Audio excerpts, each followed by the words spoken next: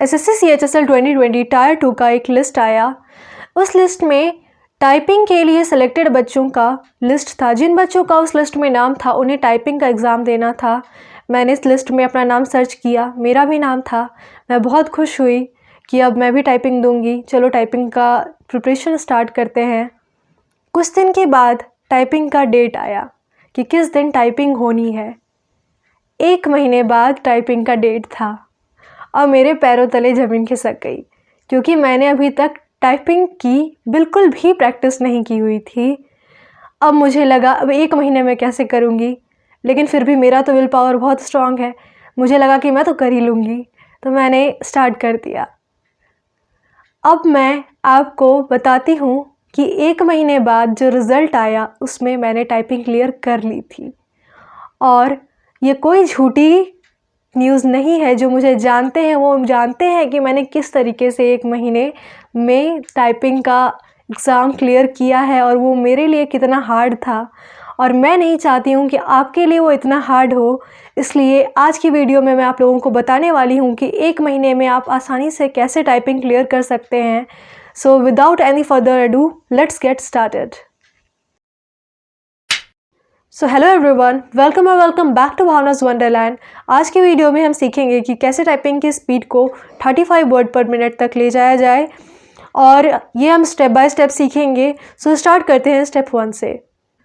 Step 1 में आपको typing master pro करके एक वेबसाइट है, लिंक डिस्क्रिप्शन में मिल जाएगा।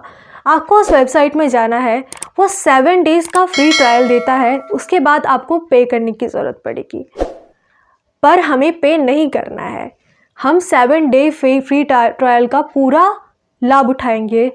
7 डेज़ में आपका टारगेट होना चाहिए कि आप उस 7 डेज़ में ही सारे के सारे टच टाइपिंग के जितने भी कोर्स है आपको कंप्लीट करना है। पहला स्टेप है टच टाइपिंग सीखना। अब कुछ लोग कहेंगे कि क्यों हम कीबोर्ड देख करके ही नहीं कर सकते हैं।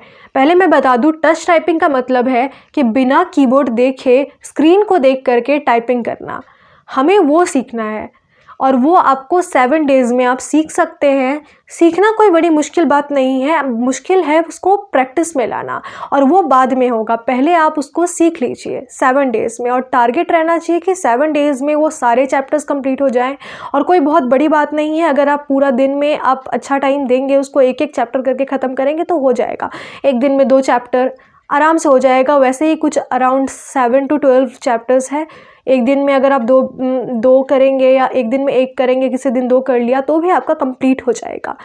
पहले आपको टच टाइपिंग सीखनी है। अगर आप CHSL की प्रिपरेशन कर रहे हैं तो टच टाइपिंग इम्पॉर्टेंट है, क्योंकि वहाँ पर जाकर के पैनिक हो सकता है और बिना टच टाइपिंग के थोड़ा मुश्किल हो जाता है। इसीलिए इतना रिस्क नहीं लेना है। टच टाइपिंग सीख लीजिए, आगे भी काम आएगा। अगर CGL की प्रिपरेशन कर रहे हैं तो टच टाइपिंग उतनी इंपॉर्टेंट नहीं है। 27 वर्ड पर मिनट कीबोर्ड को देख करके भी क्लियर किया जा सकता है। सो फिर भी मैं कहूँगी कि टच टाइपिंग सीख लीजिए, ये एक स्किल है, आगे भी काम आएगा। तो 7 डेज़ में आपका टारगेट होना चाहिए कि आप 7 डेज़ में पूरा टाइपिंग का ये जो टच टाइपिंग का कोर्स है वो कंप्लीट कर लेंगे। उसके बाद आपका स्टेप 1 कंप्लीट हो गया। अब आता है स्टेप 2। टच टाइपिंग सीखने के बाद आपको प्रैक्टिस के लिए typing.com नाम की एक वेबसाइट है, उसमें जाना है। और वहाँ पर आपको जाकर क्या करना है वो बिल्कुल ध्यान से सुनिएगा। एक भी चीज़ इधर से उधर नहीं होनी चाहिए, बिल्कुल टू द पॉइंट सुनिएगा। आपको वहाँ पर एक 5 मिनट का एक ड्रिल होता है। उस ड्रिल आपको प्रैक्टिस सेक्शन में जाना है, प्रैक्टिस टेस्ट में जाना है। स्क्रीन में फ्लैश हो रहा होगा, आपको प्रैक्टिस टेस्ट में जाना है और 5 मिनट्स जो ड्रिल है उसको आपको करना है। और आपको एक पैराग्राफ वाला जो होता है उसकी आपको प्रैक्टिस करनी है। ये 2 चीज़ की प्रैक्टिस आपको एक साथ करनी है। और ये 2 चीज़ एक साथ आपको 4 बार दिन में करनी है। ये बिल्कुल दवाई की तरह है, और आपको पूरी 4 बार आपको ये 2 चीज़ 4 बार करनी है। एक बार किया, फिर थोड़ा देर ब्रेक ले करके जब भी आपको मन करे एक बार सुबह स्टार्टिंग में कर लीजिए, एक बार दोपहर में कर लीजिए, एक बार इवनिंग में कर लीजिए, और एक बार रात को सोने से पहले कर लीजिए। 4 बार आपको कंप्लीट करना है, इससे ज़्यादा नहीं करना है। टाइपिंग बहुत ज़्यादा नहीं करना है, जितना मैं बता रही हूँ उतना ही करना है। और इतना करने के बाद आपको कुछ दिन आपको करना है और कुछ दिन में आपके 14 to 15 वर्ड पर मिनट हो जाएगा। 14 to 15 वर्ड पर मिनट जब हो जाता है तब स्टार्ट होता है स्टेप 3। स्टेप 3 में आपको rkcnavada.online.com करके एक वेबसाइट है, उसमें जाना है। उसमें एक प्लान है 1 मंथ का, उसको आपको परचेस कर लेना है। और ये परचेस बिल्कुल वेस्ट नहीं जाएगा, क्योंकि ये पूरा इंटरफेस बिल्कुल एसएससी का जो इंटरफेस होता है टीसीएस का, वो बिल्कुल सेम टू सेम है। और ये लोग थोड़े से हाई लेवल के टेस्ट भी प्रोवाइड कराते हैं, तो इससे आप अगर 31 वर्ड पर मिनट भी पहुंच जाते हैं, मैं 30 वर्ड पर मिनट 31, 32 और किसी दिन 35 तक पहुंच गई थी, इतना तक ही पहुंची, लेकिन मैंने एग्ज़ाम क्लियर कर लिया। तो अगर आप इसमें इतना तक भी पहुंच जाते हैं तो भी आप एग्ज़ाम क्लियर कर जाएंगे, वहाँ के प्रेशर को हैंडल करना सीख जाएंगे। तो ये मनी वेस्ट नहीं जाने वाली है, ये आपको परचेस कर लेना है। और इसमें एसएससी, अगर आप एसएससी सीएचएसएल की टाइपिंग कर रहे हैं तो एसएससी सीएचएसएल वाली टाइपिंग में जाना है। अगर एसएससी सीजीएल की कर रहे हैं तो एसएससी सीजीएल का एक अलग से वहाँ पर होगा, उसमें जाना है। और वहाँ पर आपको, अगर आप एसएससी सीएचएसएल के लिए कर रहे हैं तो आपको 3 टेस्ट एक बार में करने हैं। और इसी तरीके से ये जो पूरा सेट है, 3 सेट एक बार में करने हैं। और ये जो पूरा बार बार आपको रिपीट करना है 4 to 5 times a day. 4 to 5 times a day करना है आपको, इससे ज़्यादा नहीं करना है। बस 4 to 5 टाइम्स 3 सेट करने हैं, मतलब 30 मिनट आपको करना होगा। और उसके बाद फिर 30 मिनट, फिर 30 मिनट, मतलब 2 आवर्स, 2 to 2.5 आवर्स आप कर सकते हैं। इससे ज़्यादा बिल्कुल भी नहीं करना है। और अगर आप सीजीएल के लिए कर रहे हैं तो 2 सेट्स एक बार में और 2 सेट्स एक बार में करने हैं। और इसी तरीके से रिपीट करना है आपको 4 to 5 सेट्स अ डे, क्योंकि वो 15 मिनट के होते हैं और सीएचएसएल वाले 10 मिनट्स के होते हैं। ठीक है, तो इस तरह से आपको ये बार बार रिपीट करना है और इससे ज़्यादा नहीं करना है, बस इतना ही करना है आपको।